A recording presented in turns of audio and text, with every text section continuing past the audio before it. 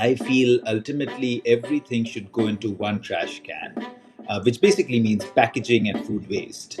And everything should be composted to become beneficial for the soil. Hello, hello. Welcome to the Good Garbage Podcast. My name is Ved Krishna. My primary reason for existence has been to find ways to leave our wonderful planet cleaner. We will be speaking with material innovators, creators, and propagators to learn from them how we can build for scale and towards a regenerative future. Their stories will help us answer the big question, what is good garbage? Hello, hello. Welcome to the Good Garbage Podcast. I know you're used to hearing the beautiful Indian accent of Ved Krishna right now, but today, things are going to be a little bit different. I'm the producer of the show, Alex Moore, and I'm actually going to be asking the questions today as Ved takes a seat in the guest chair. As the podcast has grown and developed, we've had so many great opportunities to meet with so many amazing people. And selfishly, our goal has been to just learn as much as we can about all the cool things that people are doing in this world. But today, we wanted to give the team at the Good Garbage Podcast an opportunity to learn from ourselves. That is, who we are, what we're doing, and what we really think good garbage is. Enjoy this conversation between me and Ved as we talk about a wide-ranging array of topics, including his childhood, growing up, his relationships with so many people, and the reason why he does this show in the first place. All right, welcome into the Good Garbage Podcast. I know you're used to hearing Ved Krishna right here, but we're switching things up today. I'm playing the role of host. I'm usually the producer on the show. My name's Alex Moore. And today we're going to have Ved switch chairs, and he's going to take over as a guest. And we're going to ask him some questions and learn a little bit about himself as we move forward with the podcast here. So Ved, it's weird, but welcome to the Good Garbage Podcast, I guess. I love it. I love that you are hosting the show, and I get to talk a little more on from what I do. Awesome. And, you know, we kind of figured that it'd be good to share a little bit of your perspective with the listeners, too, because obviously you have a lot to bring to the show, and we get to get another side of you on this and kind of hear what your thoughts are. And, of course, we'll get to hear what you think good garbage is at the end, too. So we're super excited for that. But as we get started here, I kind of want to take a step back to the early days. And, you know, you grew up around nature, and I've heard you talk about this, and you even went to a school that was surrounded by mountains. And I was just wondering, is there a moment from like a hike or an adventure you had early on that, you know, made you think deeply about leaving the planet cleaner and kind of this journey that you're on right now? Yeah, totally. I can a couple of things. The first, of course, I was born to a couple of hippies, so they were pretty, uh, focused on the ecology. My father, I remember, couldn't walk past a tap that was leaking. He had to fix it. He had to turn off every light there was. They were used to spend a lot of time in the garden. My mother has spent all her life in education, and especially around ecology, and has been super conscious. I've never ever seen her carry a plastic bag, for example. So I think it was deeply embedded in me, this whole idea of ecology. And then you're right, I went to boarding schools in India in the foothill of the Himalayan mountains. And they were, again, my principal, especially, was a very interesting man, and he was a geography teacher. And he was deeply influential in my life, and he would talk a lot about ecology and the earth, and of course, how we were to contribute towards the best we could. But I would say, if you were to think about one turning point, at the age of 16, I went to a survival camp north of Scotland, about 12 nautical miles from the Arctic Circle. And that was amazing, because that really changed my thinking in many ways. And one of the principles they worked from was the idea: leave people and places better than you found them. And that really got deeply embedded in me, and I've at least tried to live by few of those rules. One of those rules were always look towards the positive side and forward, and one was this, and that really, I think, influenced me those days on that land. Amazing. And one thing that I've always found so interesting as I've worked with you and talked to you is kind of your relationship with people. So many times you've talked about your mentors and how they've inspired you, and different people in your life, and kind of the effect they've had on your life. So can you kind of touch a little bit more on just on mentors and the relationships you've had and how they've shaped you? Oh, absolutely. Again, like I wrote an article I remember once on just the beauty of mentors, and I've surrounded myself with a lot of amazing people, and I think it's a real gift from the universe to have that. I think my biggest mentor was my father, but I lost him relatively early in life. I think there was a huge vacuum left by him, and in a way, various other people have come in and helped with that vacuum. And then it's a bunch of it can be a wide ranging kind of plethora of people, right from business to spirituality, and it could be just thinking in different ways. Many of them have become friends over time, and many of them remain on our different boards and guide us on a more formal basis. Some of them are people I just like to hang out and listen to. So yeah, so just surrounded by the gift of great people and mentors. Yeah, I want to talk a little bit more about your relationship too with your father. I know obviously he left a deep impression on your life, and you continue to be guided by his values. And can you kind of talk a little bit more about that guidance, and how does it impact your thought process on maybe on the daily, and then even further out? I think he's just such a big part of me that it's difficult to even separate my being from him. So there's so much interlinkage that I find between.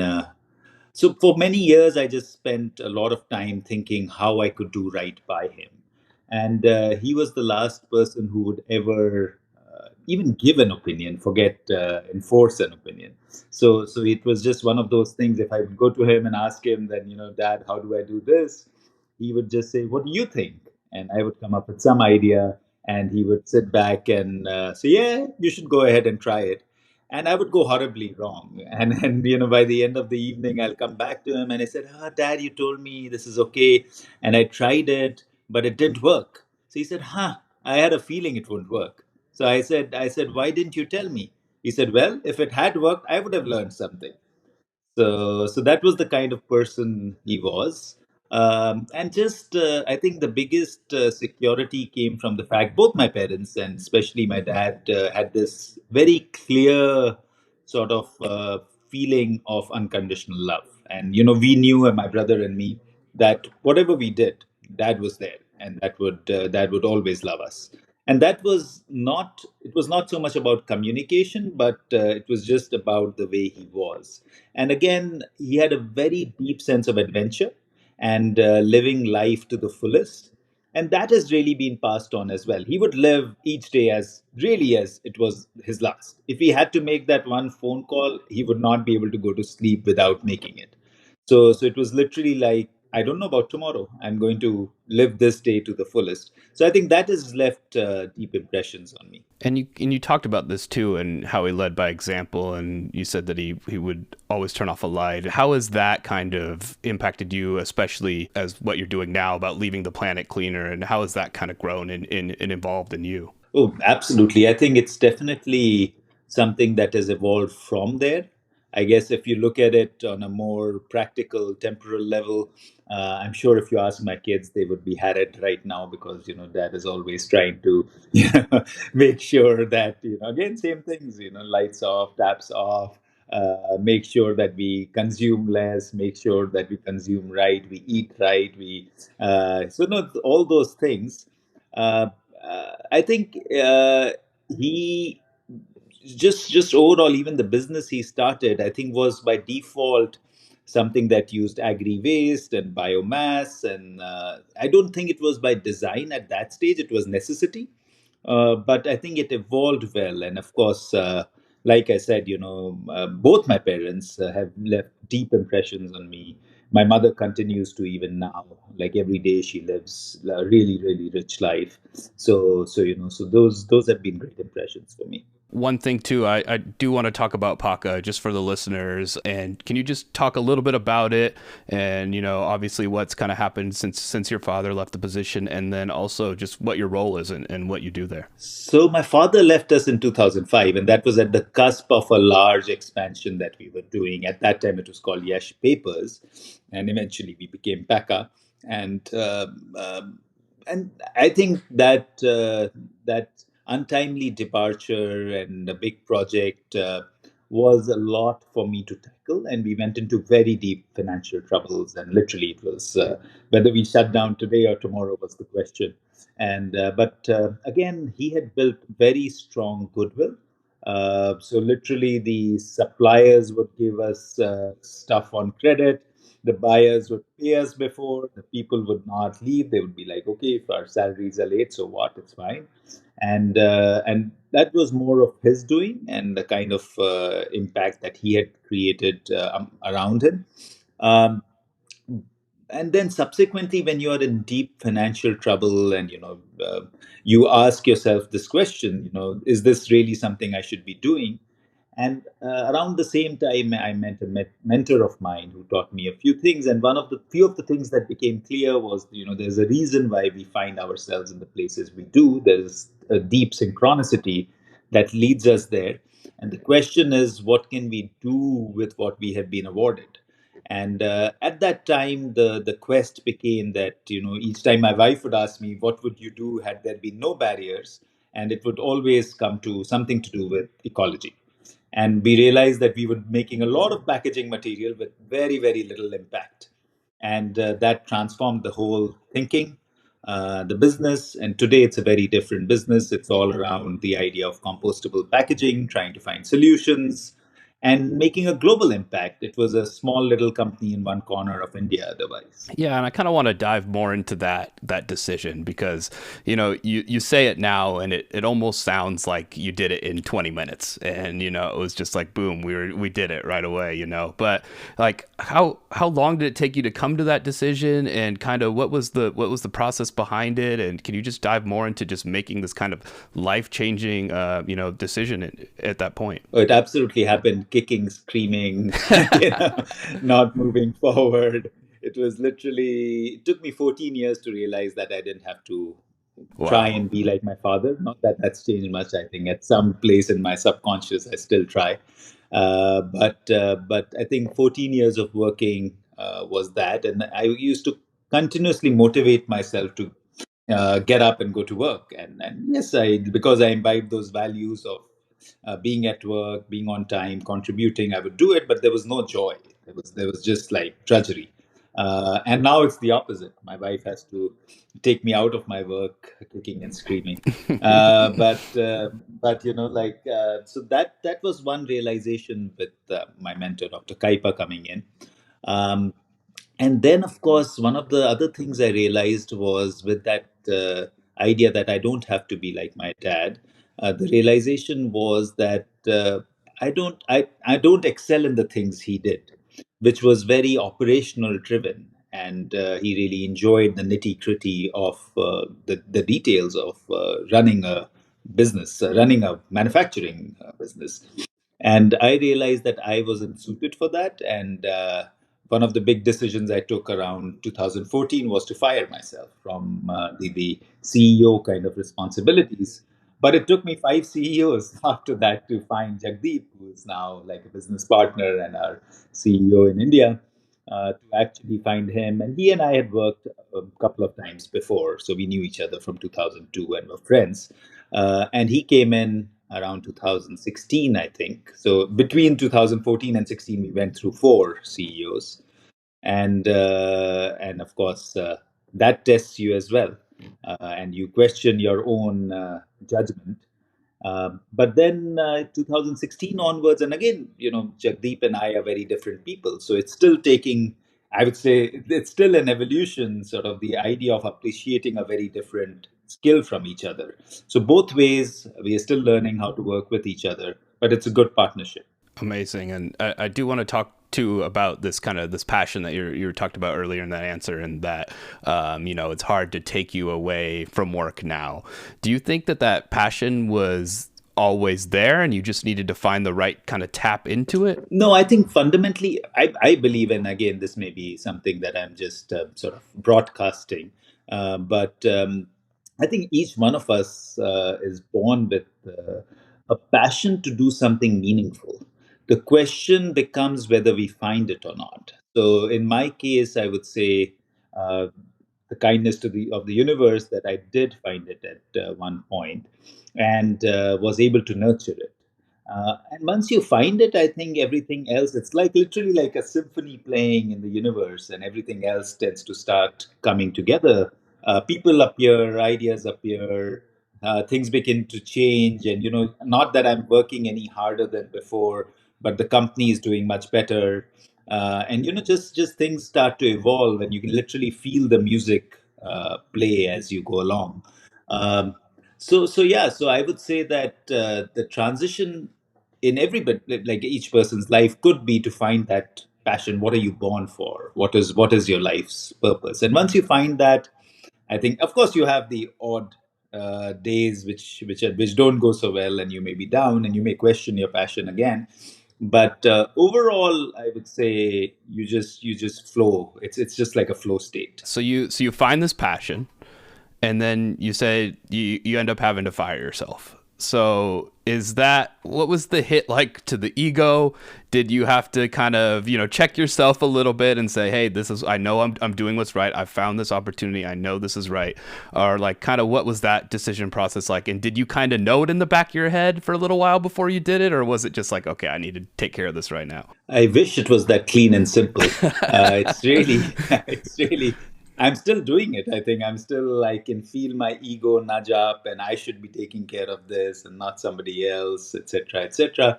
But again, the same mentor I was talking about earlier, recently, a couple of days back, told me that there are three types of three types of ideas: 1,000 gram idea, 100 gram idea, and a 10 gram idea.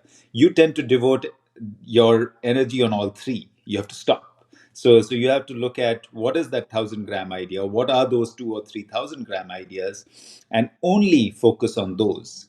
And that's something that's still evolving. And of course, I think, at least in my case, I've found that you have to really recognize the ego can be a very sort of slippery substance, Yes, if yes. I may use that word. So it sort of slips in, and you might think, oh, no, no, no, no, this is not from ego. This is just my logical brain saying something.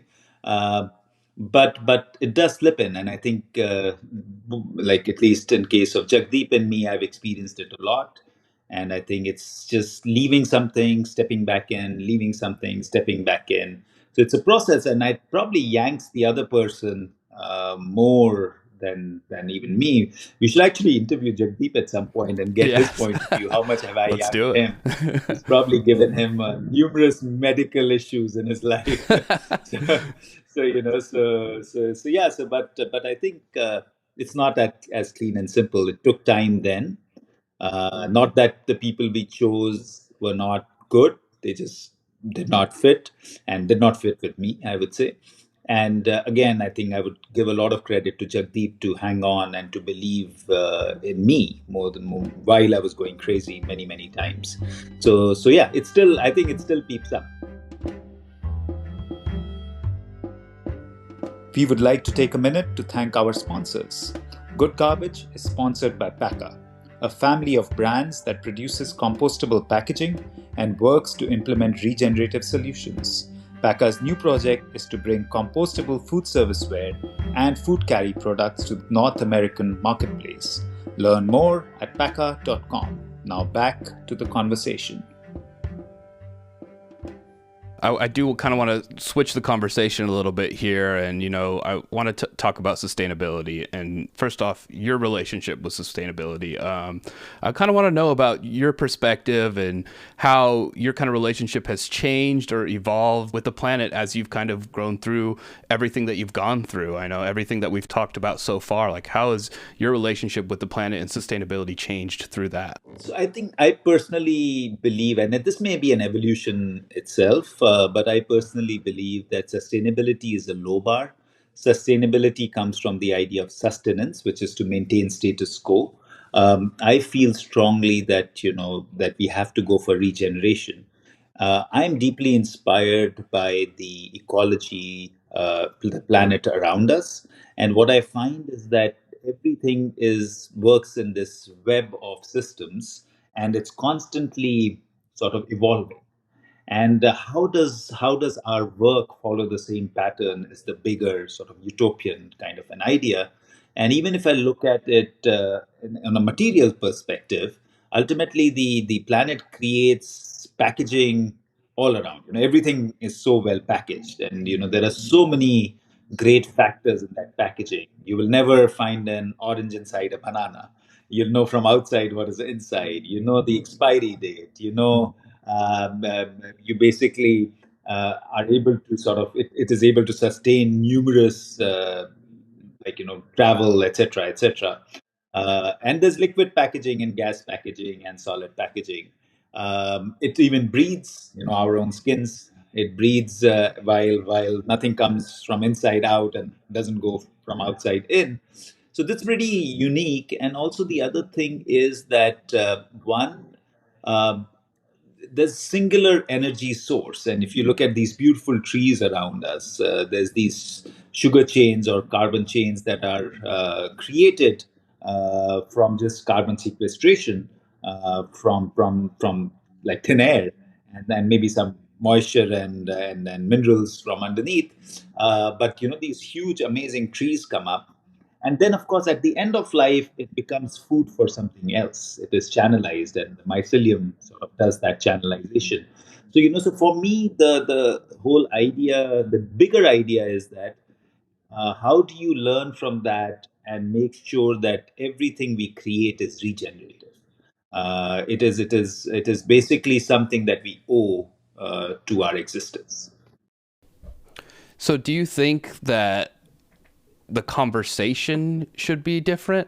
Because I hear so much of the term sustainability used and things like that. But do you think that we kind of need to change the entire conversation, or that it's already in the process of changing, or kind of how do you feel like it should be presented to the average person who thinks that they want to make the planet cleaner but don't necessarily know how? Yeah, so I feel the semantics are important, Yeah. and they like our frame of reference is created by the way we use words, because that's although as soon as you utter something, it's not real, but but that's our way to communicate. So yes, I do feel that we are not really actively talking about the ideal state if we are stating it as sustainability. People may also take it differently, as in people may think about regeneration while using the word sustainability. But I would say that yes, the frame of reference has to shift, because many times what I find is that you find a lot of sustainable products, quote unquote, uh, like even what we produce. But then, what is the process that we follow in producing it? Is that sustainable? I would not say. There's no such thing as a eco-friendly industry. As soon as you say something is created or produced, it will use energy, it'll use water, it'll probably discharge some water, it'll create some dust, it'll so there's no such thing as an eco-friendly process. So as soon as you start thinking from a regenerative aspect, we will start creating better processes as well. A lot of the products can still be regenerative, but then the end of use is normally not well defined. So if we take a compostable product and just put it in a land dump or a landfill, it's not going to do much good. It has to go into either home composting or an industrial composting site. And that said, there has to be a market for compost. So then it comes to how we are using our land. So it's a complex system oriented challenge, which needs to be thought of. But yes, I think if the semantics are corrected, there's a higher chance of that happening. And I heard you mention it in there. Can you kind of tell the story of Chuk and exactly what Chuk is and what Chuk does? Yeah, absolutely. So, what we found ourselves doing from 2012 onwards was to tackle three broad ideas. Um, how do you change the food packaging domain? That was the first one. And by that specifically, we meant the multi-layered kind of potato chips packs. The second was how do you change the food carry, and that was the basic grocery bag. And the third was the food service, which was the styrofoam that we were using to package food and to serve food. Uh, as it turned out, we were doing all three kind of innovations, research, but the first one to be commercialized was the molded fiber, which was to replace the kind of styrofoam and plastic kind of usage in the food service domain. So there was a lot of ways we challenged ourselves in the process because this was a new line of business for us. We of course had pulping lines, but I remember when I went to talk to the machinery suppliers, they were shocked because we decided to buy eight of the largest machines that were available in the world, and they literally stepped back and they said, "No, why don't you buy two?" So we were like, "Are you not confident about your machine?" And they were like, "No, no, no, we are confident, but don't start so big." And we were like, "The size of challenge is so big that we cannot think about starting small." And that was we were talking about, about a million pieces a day kind of size. So that was pretty significant, but not. I would still say not significant enough. We also challenged status quo quite a lot. At that time, when we came in, all products that you saw in the market were trying to ape styrofoam in terms of color. So they were bleached, they were white. And then also in terms of design, they were mostly circular, like the Chinet plates that you get. We defied both those ideas. We said that we're going to redesign the whole idea by seeing how the consumer uses the product. And we took inspiration from Lego. So we saw that how one thing can fit into another, and the consumer can have or the customer can have the structure in mind on how they want to combine products. And the other thing was we stayed brown, which was in India especially, it was a huge thing because every customer that we would talk to or every distributor that we would talk to would say that nobody will buy this because people want to eat food out of white products. But we said that's unnecessary. We are not sticking to our core idea of ecology if we are going to add another chemical and reduce the fiber yield through that.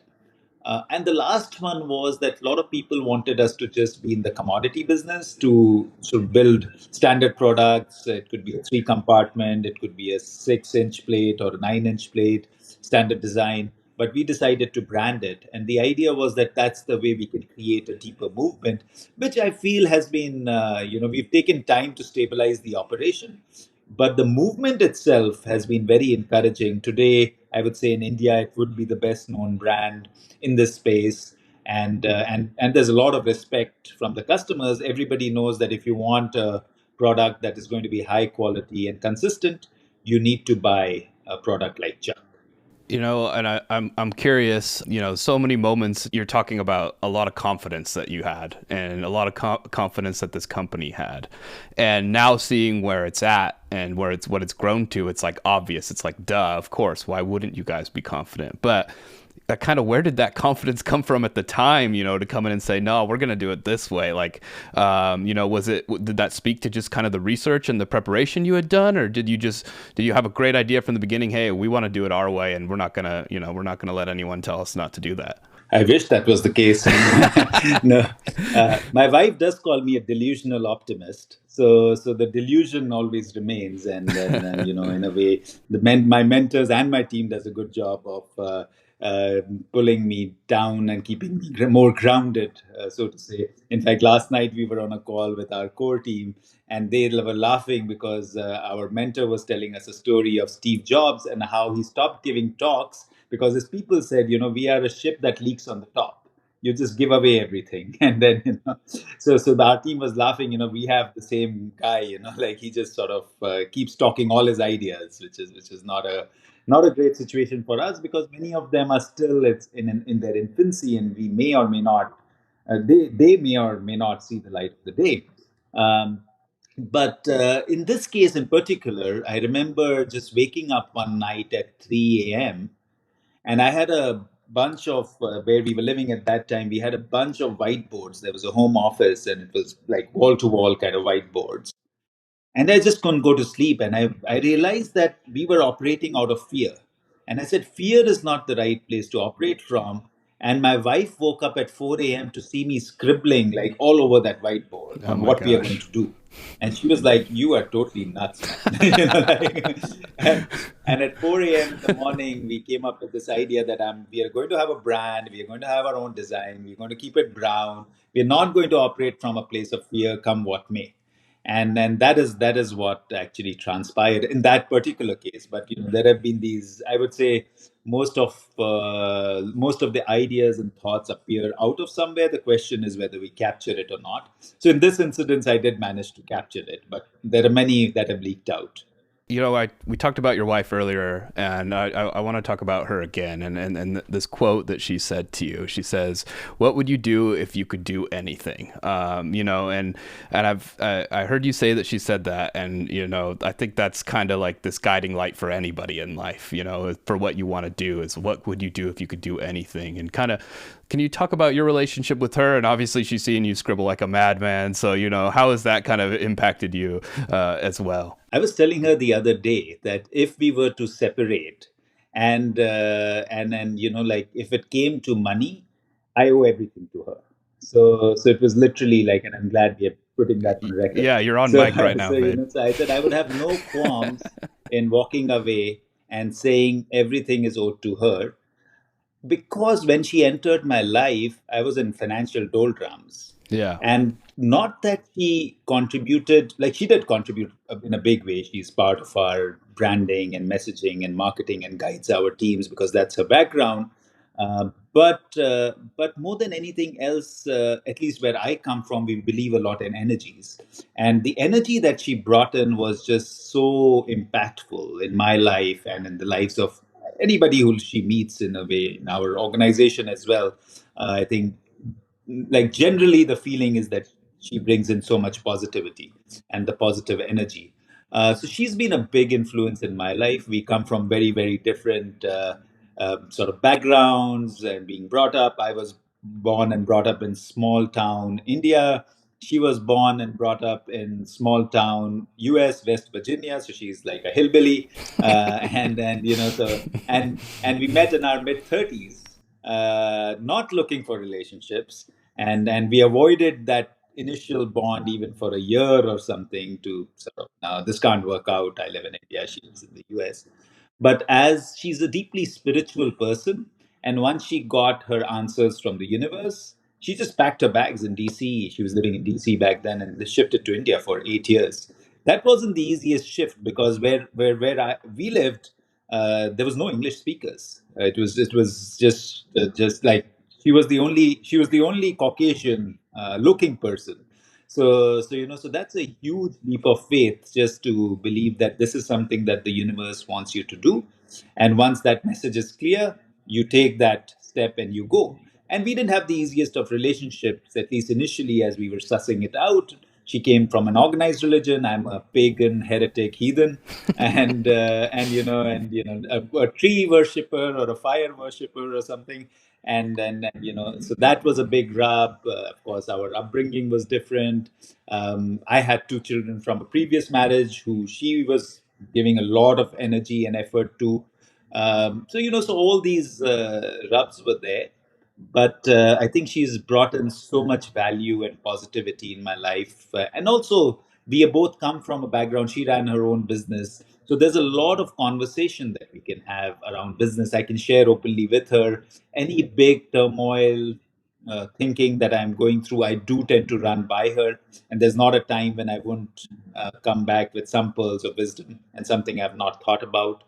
So whether she's involved directly or not, I think it's been an amazing journey, and a real blessing from the universe to have her in my life. That's fantastic to hear. And I do want to kind of talk a little bit more about the podcast now, the show. And, when you brought me on as the producer, I remember one thing that you said to me kind of in my first week: we don't want to replace plastic. And I found that very interesting. And I was like, what is this guy talking about? Why? Of course we want to replace plastic, right? But I kind of want you to explain that. And what do you mean by that? And what exactly does that mean kind of in the range of the podcast as well? So I personally feel that this connects well to our earlier conversation around the idea of whether it's sustainability or regeneration. So I think in that same milieu of an idea, uh, if you think about it, like I personally think plastic is an ingenious material. It was created from waste of petroleum, which they didn't know how to tackle, the styrenes, and then people came up with things which are today able to sustain products. You open a bag of chips and you eat a bite and you realize that it was manufactured 6 months back, but it smells and tastes like it was made yesterday or even today. So that's the kind of convenience they have provided. I don't think people were designing for end of use then. So I personally get very troubled with the idea of plastic slamming in particular. That, like none of our communication in our company would say that we are here to replace plastic. Well, sometimes it sneaks in and I have to sort of put a stop, and we can't talk about that. We have to talk about how, so if humankind and the people who, the amazing engineers who build this, can create products like that, we can also create better biomaterials, and that basically means better performing and better in price and better for convenience for usage as well. We just have to rethink the entire system. So I think it's a low bar to say everything must be banned and all this must be stopped, and hence we will get a, that's the only way we are going to progress. So that's an important idea, and we have to continuously raise the bar high and say that if we could create this, we can create something way beyond that, with the end of use in mind and regenerativeness in mind. So that's where the basic idea of, let's not talk about replacing plastic, because that's a low bar. That's a bar around sustainability. Let's talk about how we are going to build better materials. And yes, connecting it to the podcast, I became an avid podcast listener in the last couple of years. In fact, as I shifted to US and started working in this area, and I found some amazing learning coming my way. And it's also, what happens is when you're running an organization, your thinking tends to keep getting congealed, because you are working with people, and you're sort of so focused on the task at hand that sometimes you're not thinking beyond what is there. And of course, and many times I was seeking out these conversations and having those conversations, but I'm not able to transfer them to others within the organization and otherwise. So so with that in mind, I felt, why not record these conversations and reach out to more people who are doing different things. And it's been an incredible journey because of that, because we've met so many amazing people with such great ideas. Some have become friends, some we've visited and met in person, some I knew from before. So it's just been this amazing journey, and I'm of course hopeful, and I'm sure with you there, we are going to build this even further and hopefully be able to share these ideas across to many people, in terms of businesses and people who want to learn in this domain and want to make a change through their efforts. So I'm just hoping that that'll be the case with the Good Garbage podcast. Let's do it. I hope so too. And kind of my first thought, when I was introduced to the show and introduced to the opportunity, was like, I was like, good garbage. What does he mean by that? Like, what does he mean? And you kind of got into it a little bit right there. But why did you choose the name Good Garbage? Was that purposeful in the thought of this? I don't want to replace plastic kind of mindset, or the mindset you talked about earlier? So the term good garbage actually came around maybe 5 years back or more. We were toying with some other project, and a friend of mine, a friend and a mentor of mine, asked me something about naming it, and I just thought about it and I said, it'll be great to call it just good garbage, because we are basically trying to tackle garbage and we want to make it good. She said, "Oh, that's a brilliant name." But I don't remember what was the exact project and what happened with that project. But the name stayed in my mind. And when we started doing it, there was a wonderful person called Bailey who had started this whole process of a podcast. And I ran it by her when we were thinking about the podcast, said, "How about calling it Good Garbage?" And she was just like, "Wow, that's a great idea." And because that's exactly what we are trying to do. We are trying to look into regenerative packaging, and that's how the name basically stuck, and it just made sense. So, I hear a lot of terms, and as I've just been learning about this industry and everything, I hear the term, I think, zero waste probably the most.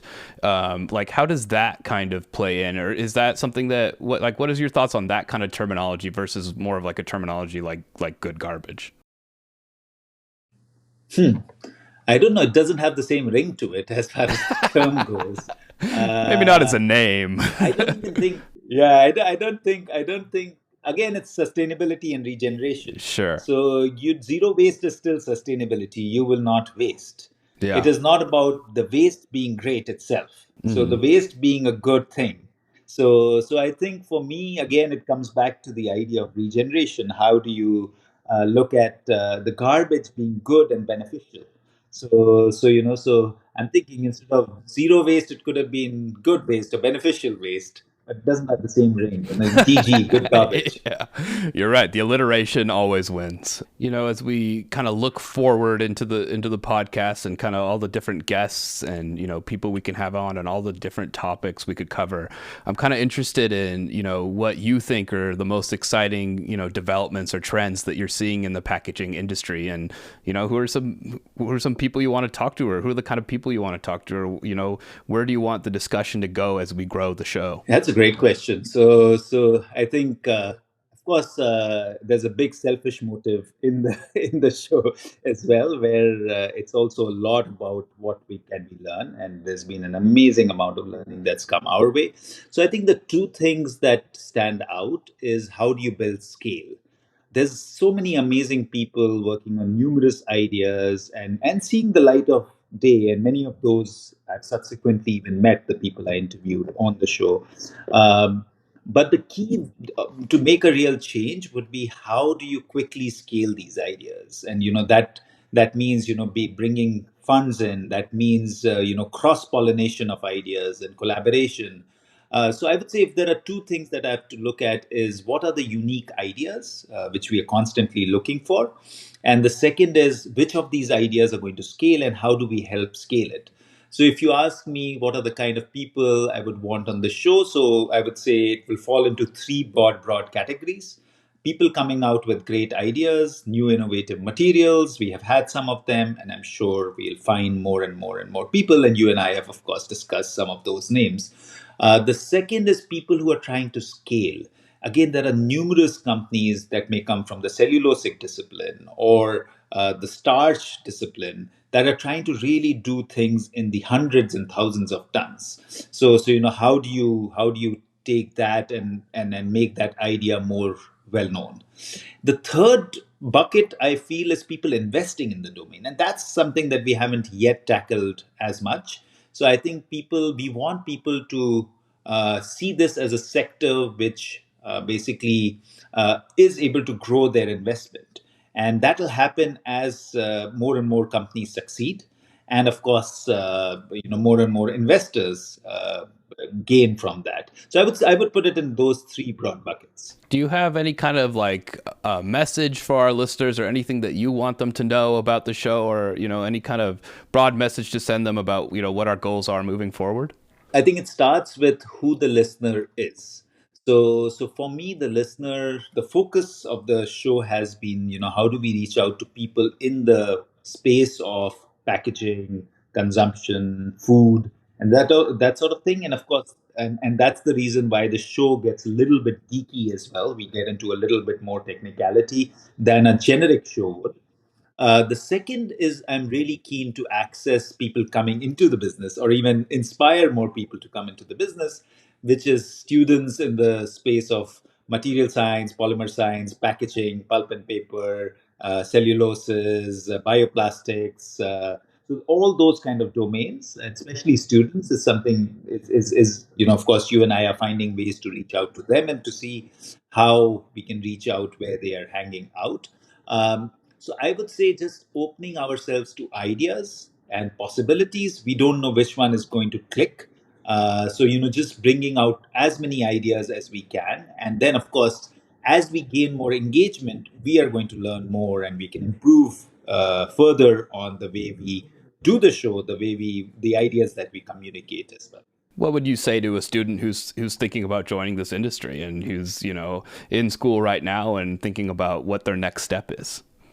I think this is the right time because there's a big change that we need to make as humankind. So, one of the other things one of my mentors taught me is that your life is not about yourself; it's about the contribution you make. And then how do you not let the space between our ears, our brains, to stop you from thinking big? So, how can you maximize that contribution is basically going to be the question that younger people need to keep thinking. And as they come in and they take the baton from people like us and take it even further. I think this is an amazing industry to be in. Steve Jobs said, the future is going to be in the cusp of biology and technology, and that's, I feel, where the real changes are going to happen. And we are seeing things like microbial fermentation, DNA multiplication, and things like that happening. And I feel there's a lot of hope in that space. So I feel that anybody who's even thinking about coming into the industry and has ideas, this is a great time to enter the industry, to be in this space, to test your ideas. Of course, the funds have run a little bit low, but that's a temporary phenomenon. So I'm sure it's going to come back, and some people are going to succeed. So I would definitely, and this is also talking from a relatively selfish perspective, I do want more and more change to happen, and I would definitely plead and encourage and prod that come and join the industry. All right, Vade, I got two more questions for you. I think you know what the last one is, but in this time, I did a ton of research to interview you, and I watched all the videos, and I listened to all the episodes, and the big question I think is, will you bring back the goatee? Yes or no? That's the last question I was expecting. My wife would love it. I don't think I don't I like my kids won't. So and I probably won't. But if you ask me to, I will do it for some time. Okay, okay. See, that's what And my wife would be very thankful to you. She basically thinks that that's a better look. this is what the listeners want. I think right here. This is what the listeners want. Okay, Vade. Last question here. What is good garbage to you? So for me, the idea has been relatively clear. I feel ultimately everything should go into one trash can, which basically means packaging and food waste. And everything should be composted to become beneficial for the soil. So that's my idea that I would love to see in my lifetime all the packaging and all the food waste getting into one trash can and getting back into the earth to be able to be used by the soil and for enhancement of soil. That is good coverage for me. Awesome. Thank you so much, Vade. Your first time as a guest on your own show. It was great. It was so good to talk to you. Thank you for having me, Alex. You're definitely a better podcast host than I am. Thank you for your skill. That's the best compliment I've ever gotten. Thank you for listening to the Good Garbage Podcast. Follow us on social media to never miss an episode. Links are in the description below. I'm your host, Ved Krishna. See you next time.